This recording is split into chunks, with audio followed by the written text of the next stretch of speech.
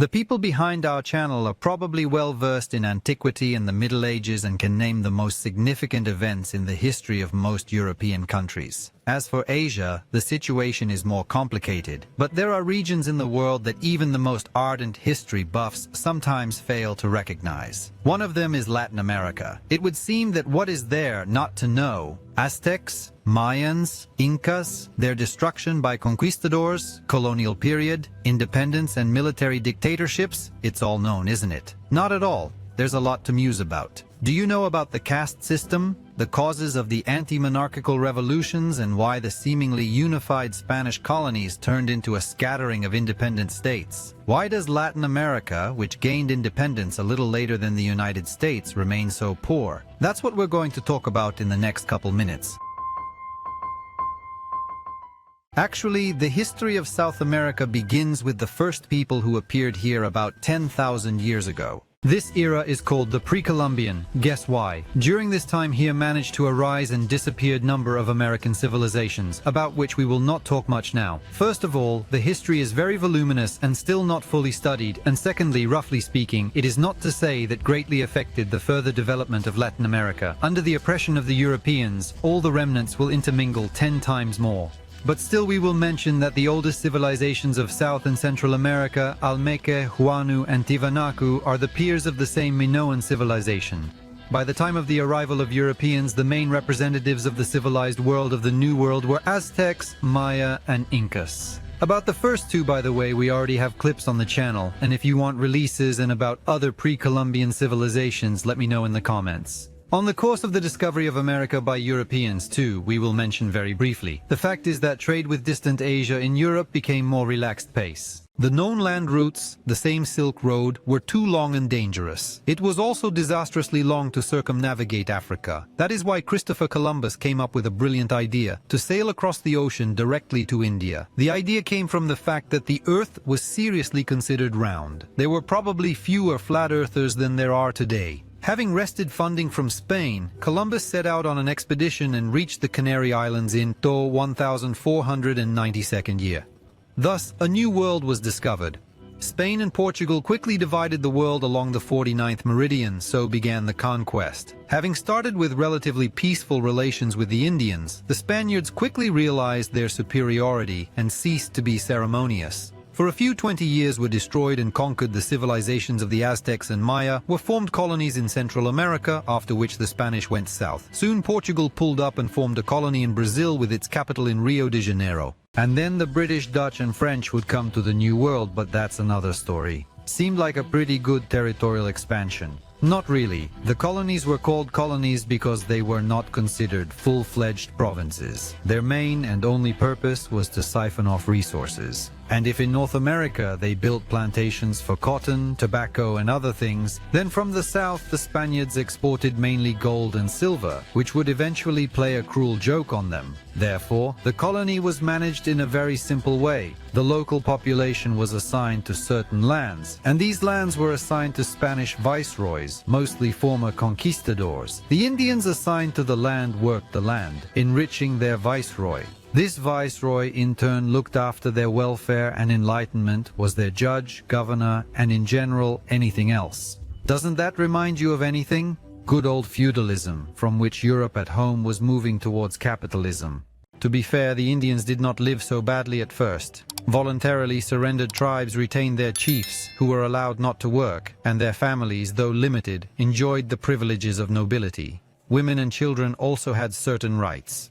For these rights, among others, fought, strange as it may seem, Catholic missionaries. The Jesuit and Dominican orders, the most active of which was Bartolomé de las Casas, were particularly distinguished. Despite the fact that the culture of the Indians was actively destroyed by the Catholics, their languages were well studied, and alphabets and grammars were compiled to translate the Bible and further sermons. This allowed those languages to survive well into the present day. The Quechua languages are spoken by over 14 million people today. As is often the case, the locals have converted to Christianity, but in fact they did not get rid of the old idols, somewhere keeping the old traditions in their original form, and somewhere crossing them with Catholicism. A striking example is the cult of Santa Muerte in Mexico. Unfortunately, despite any enshrined rights of Indians, they were ignored more and more as time went on, and in fact they were certainly not considered equal. The only people worse off were black slaves and Sambos, a mixture of blacks and Indians. There were also mulattoes and mestizos, and separately the Creoles, descendants of whites who were born in America. Their position was the most ambiguous. The locals considered them as white invaders, while the native Europeans considered them an inferior class and never allowed them to really rule the colonies. This situation is painfully reminiscent of castes, which they were. Here, for example, is a Mexican illustration. Imagine you are considered outsiders by everyone around you, and yet there are quite a few of you. It's hard to think of a more favorable environment for the formation of national consciousness.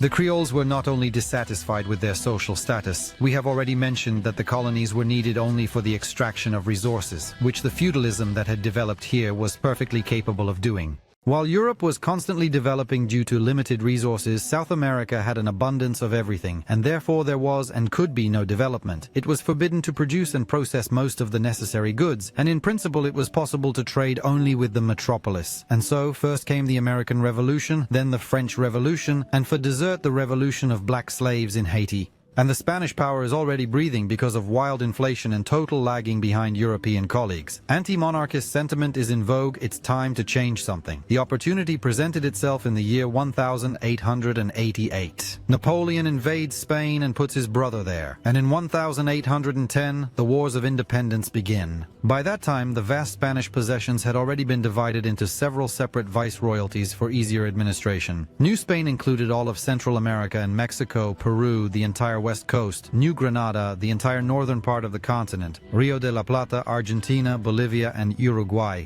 There was also the Viceroyalty of Cuba, but it remained under the Spanish crown. The War of Independence in Latin America lasted until 1830, and due to the vastness of the topic, the video would have to be stretched for another hour, so very briefly. In the year 1815, the Spanish king returned and restored his power in the New World. But not for long. The Criollos liked the taste of freedom, and eventually by the 20s independence was restored. In sum, each of the 4 viceroyalties became an independent state. The Mexican Empire, Great Colombia, Peru, and the United Provinces of South America. So why didn't they form a single state? Because they had become too different over the 300 years of their colonial past. In Mexico, power was seized by former monarchists who decided they would do better on their own. In Colombia and Peru, people were inspired by republican ideas, and Argentina was in the middle of nowhere. Even Simón Bolívar, who dreamed of a unified South American republic, did not include Argentina and Mexico. Moreover, the power was essentially wrested from the former feudal lords, who, as soon as they had dealt with the external enemy, immediately began to fight among themselves, because of which those 4 states broke up into several smaller ones. К 1830 году у португальцев все произошло гораздо проще. Во время наполеоновских войн король Жоан VI вместе с семьей переехал в Бразилию. In 1820, he returned to Europe, leaving his son Pedro in the colony. However, the latter thought that instead of ruling a small Portugal in the future, he could start ruling big Brazil now. In this, he was supported by local revolutionary movements. As a result, he proclaims himself Emperor of Brazil, and his father was forced to recognize independence. The Brazilian Empire will exist in this form until 1889th year, until the military seizes power. The same situation occurred in the former Spanish republics. Originally completely feudal and without any industry, they were wildly stormed by coups and civil wars throughout the 19th year. The funny thing is that a similar process awaits Africa in 100 years. However, some countries have managed to get back on their feet. Argentina and Chile, for example, became so rich through active trade that they began to attract British and American investments. Speaking of the latter, taking advantage of the extremely unstable situation in the region, by the end of the century, the states will successfully spread their influence here.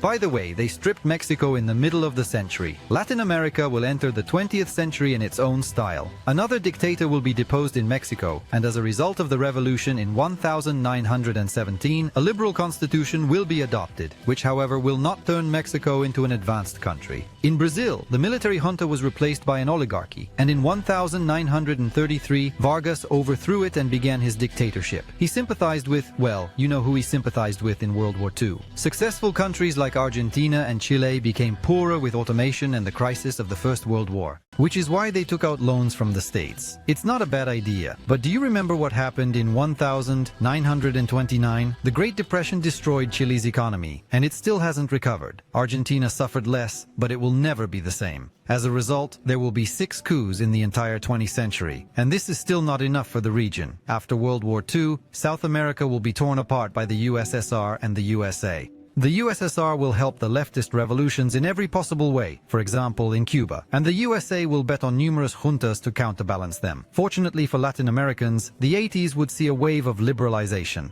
Despite the fact that the era of unambiguous dictatorship seems to have passed here, and even the Cuban population is already slowly throwing off socialism, the continent has not yet gotten out of this ambiguous situation, remaining essentially in its revolutionary process for 200 years. It is not known when the region will gain stability, but at least there is a positive dynamic towards democracy and national consciousness. Well, we wish them success in the future. They, more than anyone, know that history is not something from the past. We are living in the midst of history. See you again, friends.